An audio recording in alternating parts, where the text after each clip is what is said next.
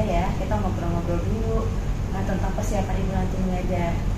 Waalaikumsalam Bu, alhamdulillah baik Bu.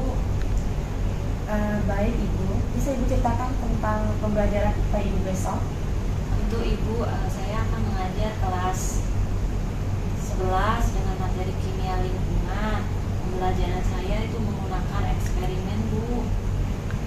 Wah, menarik sekali ya metodenya. Apa sih tujuan pembelajaran yang akan ibu lakukan besok?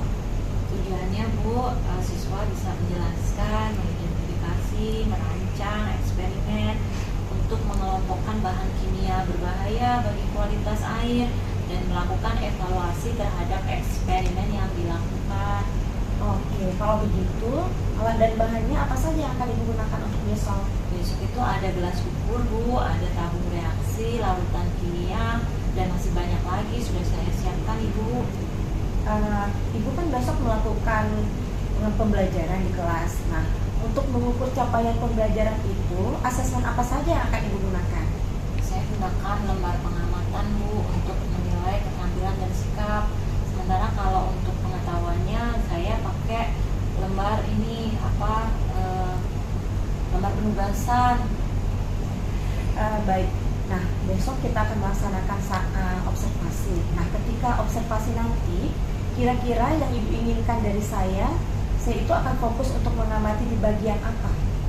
Ini Bu, karena sekarang kan zamannya siswa aktif ya, atau aktif learning begitu, student active learning ya.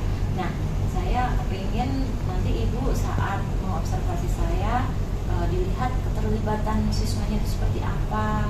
Baik. Besok setelah observasi kita akan bincang-bincang lagi untuk melihat hasilnya dan untuk melakukan refleksi ya Bu. Semangat terus deh dan jangan sampai kendor semangatnya. Sampai jumpa besok di kelas yang ibu akan ampu. Siap, terima kasih banyak Bu ya. Sama-sama Ibu Diana.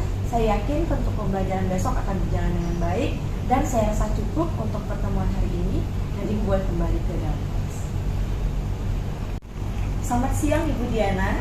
Terima kasih atas pembelajaran yang luar biasa kemarin. Saya melihat banyak hal-hal positif yang ada di kelas Ibu. Nah, bagaimana perasaan Ibu setelah pembelajaran selesai yang di kelas 11 kemarin? Alhamdulillah Bu ya, saya merasa cukup senang karena sebagian besar siswa itu terlihat sangat aktif dan mereka menikmati setiap proses saat kegiatan eksperimen dalam proses pembelajaran yang saya terapkan Bu. Tapi Bu, saya mengalami beberapa tantangan yang menjadi kendala bagi saya Bu. Baik, saya sepakat banget loh Bu. Saya melihat siswa Ibu sangat antusias saat kerja kelompok dan saat mempresentasikan hasil eksperimen itu luar biasa. Nah, tantangannya seperti apa Bu yang Ibu rasakan kemarin?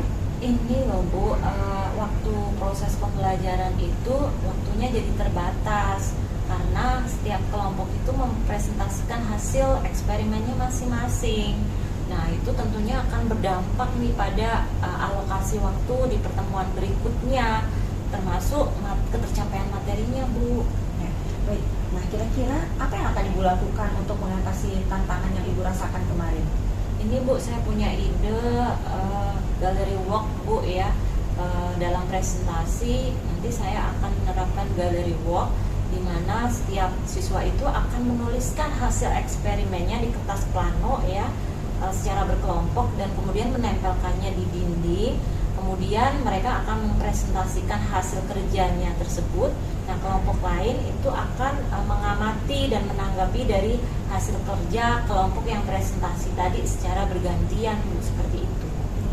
Wah, kreatif sekali Ibu dan perlu dicoba untuk diterapkan. Saran saya sebaiknya untuk proses presentasi dan diskusi dalam gallery walk Ibu dapat dibatasi sekitar 15 menit saja. 5 menit presentasi dan 10 menit dilakukan diskusi tanya jawab.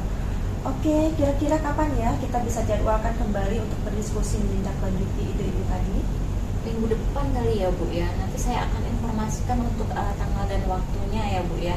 Tapi tadi saran Ibu, arahan dan dukungannya saya sampaikan terima kasih banyak ya Bu ya. Baik, sama-sama Ibu Diana. Semangat terus ya Bu. Baik Ibu, terima kasih ya Bu ya. Saya permisi dulu.